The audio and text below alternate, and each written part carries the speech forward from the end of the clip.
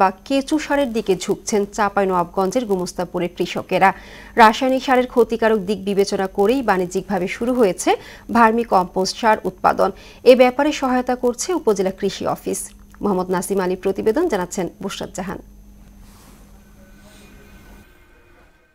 চাঁপাইনবাবগঞ্জের গোমস্তাপুরে দিন দিন বাড়ছে ভার্মি কম্পোস্ট বা কেঁচো সার উৎপাদন। অতিমাত্রায় বালাইনাশক, আগাছানাশক, কৃত্রিম রাসায়নিক সার জমিতে ব্যবহার করায় দিন দিন মাটির উর্বরতা শক্তি নষ্ট হয়ে জৈব পদার্থের পরিমাণ কমে যাচ্ছে। এক্ষেত্রে ভূমিকা রাখবে কেঁচো সার।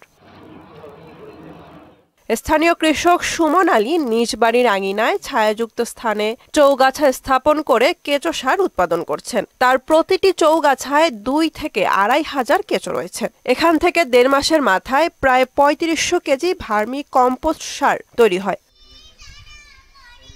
যে কোনো ধরনের ফসল উৎপাদনে কেঁচো সার প্রয়োগ করা যায়। রাসায়নিক সারের চেয়ে খরচও 3 থেকে 4 গুণ কম। ফসল ভালো হয় এবং আপনার রাসায়নিক সার না ব্যবহার কারণে কীটনাশক অন্যান্য রোগ বালাই কম। ভার্মি কম্পোস্ট সার তৈরি করছি, আমি নিজে ব্যবহার করব, আমরা অন্য কৃষককে দিব, ব্যবসা করব।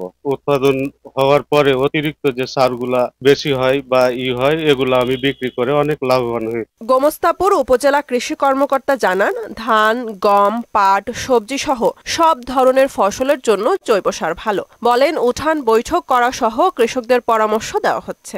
জৈব সারের ব্যবহার বাড়ানোর জন্য কৃষি বিভাগ বরাবরই কাজ করে আসছে।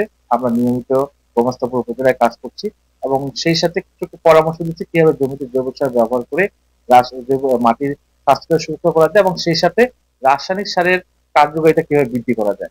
কেঁচো সার উৎপাদনে কৃষি বিভাগ বড় অবদান রাখবে, এমন প্রত্যাশা সংশ্লিষ্টদের। বুশরাত জাহান, মোহনা সংবাদ।